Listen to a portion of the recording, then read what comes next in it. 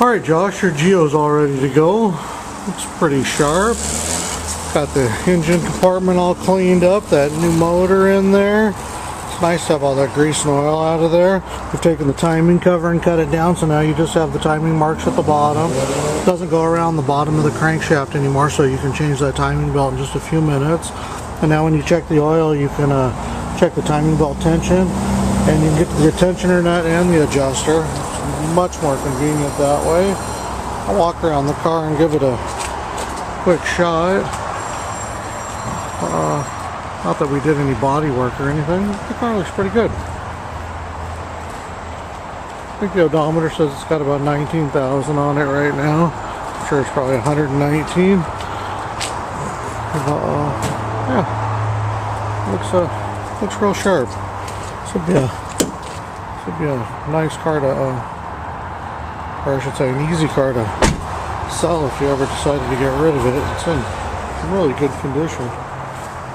Couple of things on it that I'm not too worried about, and I've not tried to mess with it. Looks like the AC works if you charge it up, but the adjuster nut on the HC that runs up and down, that that locks the tensioner pulley on to lock the belt down tight for the AC. That needs to be replaced. And we didn't have another one, and I tried to get it off there and I couldn't, but since it's nice and tight so the belt won't slip, we just left it alone. Something to be dealt with later, or if you're not using the AC. Well, actually you can charge the AC without it, but if you're ever changing that belt down the road in a few years, you can snake a new one on and leave it that way, or you can take it apart and replace that nut that's on that pulley. When you get on there, you see what I'm talking about. It's just a 14 nut that is used for a jam nut. What else was there on the car? The headlight switch. We got the knobs put back on the headlight. I do not have another headlight switch, and I can't find one. I looked online, and nobody seems to have one offered up right now. So we glued the knobs back on so they won't pop off on you. But when you got those running lights on there, you got to wiggle it a few times to get that headlight switch to pop up. A couple of times, and it's better and better. But I put a quarter in there and I gave it a little budge. Looks like it's working now, but well, in fact, it does look like it's working now. It was a pain in the butt the other night.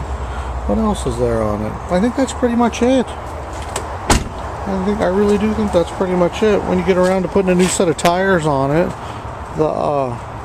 and get those balanced and stuff, I think it'll be super smooth, because it's really nice going down the road right now. So I think it'll be just perfect when it has new tires on it. And I think that's about. Oh, the other thing is I wasn't 100% sure if the fuel gauge works accurately. I thought it was just about out of gas when it was towards a half a tank, but then I filled it up, so I'm not 100% sure. You're the one driving it every day, so you know where that's at. But I wasn't sure if the gas gauge worked 100%. Besides that, it's ready to go. Sounds like Elise is on her way down to pick it up, and we'll talk to you in the future. Again, thanks again. I appreciate the business.